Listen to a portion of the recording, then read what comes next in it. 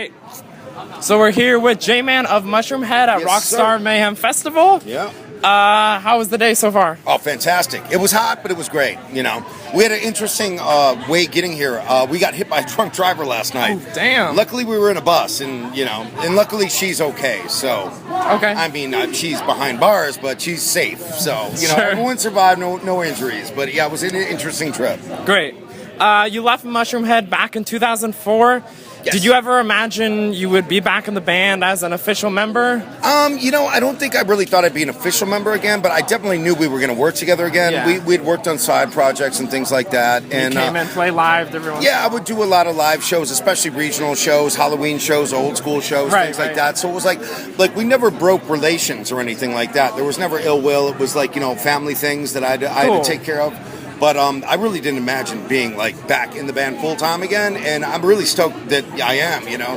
And a lot of it's got to do with some of the new guys we brought in, and the new record, the new material they showed me. I was initially going to sing 1 or 2 songs on the record, and I ended up being like 12 or something. Yeah. Like, that's when it was like, all right, I'm back in the band. Like, I just recorded your whole record with you, you know. Yeah. So yeah, let's talk a little about the new album titled "Righteous and the Butterfly." Yes.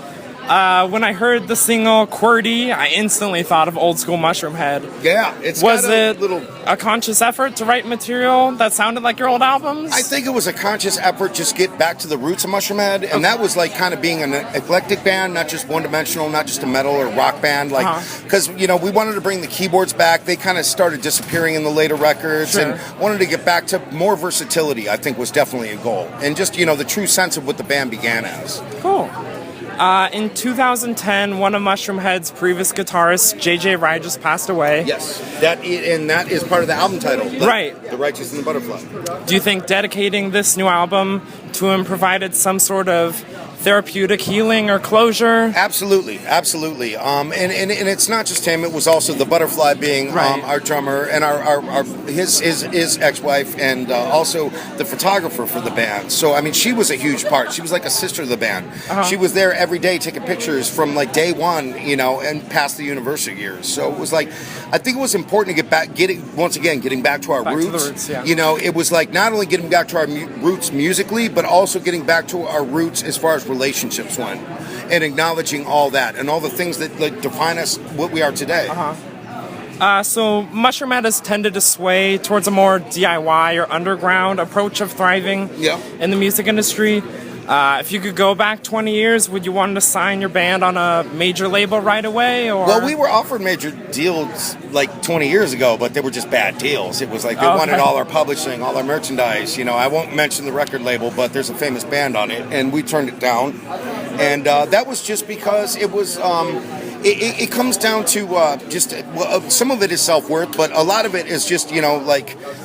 kind of wanting to stick to your guns and not wanting to be dictated to as far as what you could do. Like originally when we were a band, we had a girl named Roxy in the band. She was a big part of the stage show. And that was the thing where labels were hands off. They're like, you can't have a girl in like, you know, duct tape on her nipples. You can't have that. Now it's like commonplace. It's like no big deal. Look at like Butcher Babies, which are great, don't get me wrong. But I'm saying back in the 90s, it was like, oh, it's sexist and, you know, and you guys are like, you know, whatever, you know. So we just kind of stuck to our guns, held our ground. Cool. Recently, Corey Taylor spoke out about his interest in a tour consisting of Mushroomhead, Slipknot, and Mudvayne. Do you think this all will happen? I would love that to happen. I actually just saw Knotfest is coming here, and I want to know why we didn't get Corey. Why didn't we get a phone call, man? We'd love to be a part of anything with them. A lot of the media has like misguided or like created like some type of like friction or a feud between us, and it's all misguided. Like, you know, years ago I met Sid and Paul, and we talked about it. We actually laughed about it, you know, and a lot of that was just people trying to sell magazines, you know, or whatever. But we've always respected that band, and I think they're phenomenal players, and I would love to play with them. I'd love that opportunity. I think it's really big of him to even like, you know, throw that out there to the media because of everything that's been said back and forth, which I'm sure 99% of was never said. But that's true. You know, people take shit out of context or whatever. But I think Slipknot's awesome, and I would love to tour with them. Absolutely. Sweet. While you're away, you seem to remain pretty busy with projects like your record label, Pitch Black Forecast, Celestis, The Altar Boys, 10,000 Cadillacs, and many more. obviously Mushroomhead's your main priority at the moment, but can you talk a little about the status of these projects? Well, we actually, with the Pitch Black Forecast, we've got a release coming out with some remix material, and it's going to be available on vinyl for the first time. That's a project that's got Gene Hoglan as my drummer. He's in like Death Clock and Testament and a ton of bands. Big stuff. And then there's a bunch of great guests on the record too, like Randy from Lamb of God's on it, Matt from Avenged Sevenfold's on it, Devin Townsend's on it, Human Furnace from Ringworm's on it. So I'm really excited about that because it's a lot of people I admire and was really wanting to work with, and I'm really excited about vinyl making a comeback. So like that was the whole reason for the re-release.